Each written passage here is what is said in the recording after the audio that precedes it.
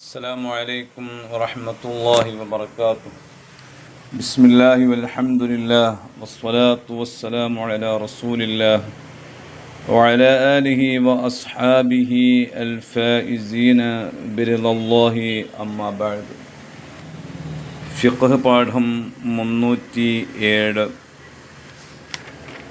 നോമ്പുകാരൻ ആരെയും പരദൂഷിക്കരുത്. കാരണം പരദൂഷണം നോമ്പിൻ്റെ പ്രതിഫലത്തെ നശിപ്പിച്ചു കളയും. മഹാനായ ഇബ്നു ഹജർ റളിയല്ലാഹു തആല അൻഹു തുഹ്ഫയിൽ രേഖപ്പെടുത്തുന്നത് ഇങ്ങനെ വായിക്കാം: വനഹവുൽ ഗീബത്തിൽ മുഹറമ യുബ്തിലു സവാബ സൗമിഹി കമാ ദല്ലത്ത് അലൈഹിൽ അഖ്ബാർ. ഹറാമായ നിലക്കുള്ള ഗീബത്ത് അഥവാ മറ്റൊരാൾക്ക് ഇഷ്ടമില്ലാത്ത കാര്യം അയാളെക്കുറിച്ച് പറയുക, ഇതിനാണല്ലോ ഗീബത്ത് അഥവാ പരദൂഷണം എന്ന് പറയുന്നത്.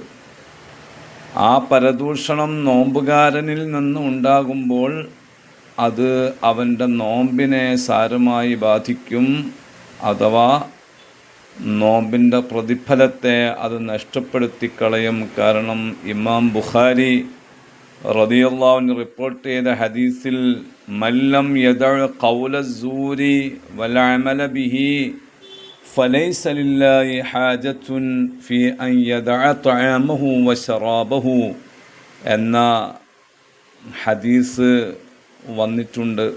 അത് വ്യക്തമാണ്. പരദൂഷണം പോലെയുള്ള ഹറാമായ കാര്യങ്ങൾ നാവുകൊണ്ട് പറയുന്നയാൾക്ക് നോമ്പിൻ്റെ പ്രതിഫലം കിട്ടുകയില്ല എന്നതിന്.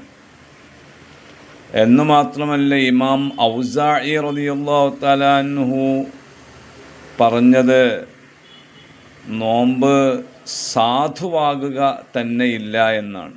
പരദൂഷണം പറഞ്ഞവൻ്റെ നോമ്പ് അസാധുവാണ്.